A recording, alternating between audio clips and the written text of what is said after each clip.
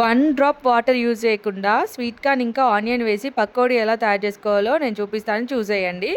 దానికోసము ముందుగా sweet corn తీసుకొని నేను చూపించిన విధంగా కట్ చేసుకొని ఒక బౌల్లోకి వేసుకోవాలి. తర్వాత ఆనియన్ని ఎంత సన్నగా వీలైతే అంత సన్నగా తరుగుకొని బౌల్లోకి తీసుకొని అందులో ఉప్పు, కారము, పసుపు, ధనియాల పొడి, ఓమా, జీలకర్ర, కొత్తిమీర ఎక్కువ వేసుకోండి, టేస్ట్ సూపర్ ఉంటుంది. అలాగే కొంచెం పుదీనా, 3 టేబుల్ స్పూన్ల శనగపిండి, 2 టేబుల్ స్పూన్ల బియ్యపిండి వేసి కలుపుకోండి. అసలు వాటరే అవసరం ఉండదు.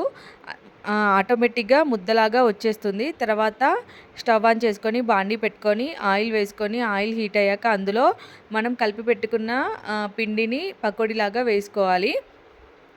మనం ఒకసారి పకోడీ వేసుకున్నాక స్పూన్తో అస్సలు కదిలించకండి దాన్ని. ఎందుకంటే మనం ఊరికే కదిలించామంటే స్వీట్ కార్న్ అనేది వేరైపోతుంది. కొంచెము దీనికి టైం పడుతుంది. ఎందుకంటే స్వీట్ కార్న్ పచ్చిది వేసాం కాబట్టి అది కొంచెము కుక్ అవ్వడానికి టైం పడుతుంది. మీడియం ఫ్లేమ్లో పెట్టి వేయించుకోండి. సూపర్ అంటే సూపర్ ఉంటుంది అండ్ టేస్టీగా కూడా ఉంటుంది. ఇందులో వాటర్ వేయలేదు, ఇంకా పిండి కూడా ఎక్కువ ఉండదు కాబట్టి ఆనియన్ క్రిస్పీగా అండ్ స్వీట్ కార్న్ కూడా మంచిగా ఆయిల్లో కుక్ అయిపోయి క్రిస్పీగా సూపర్ అంటే సూపర్ ఉంటుంది. మీరు కూడా ట్రై చేయండి. ట్రై చేశాక ఎలా ఉందో నాకు కామెంట్ చేసి చెప్పేయండి.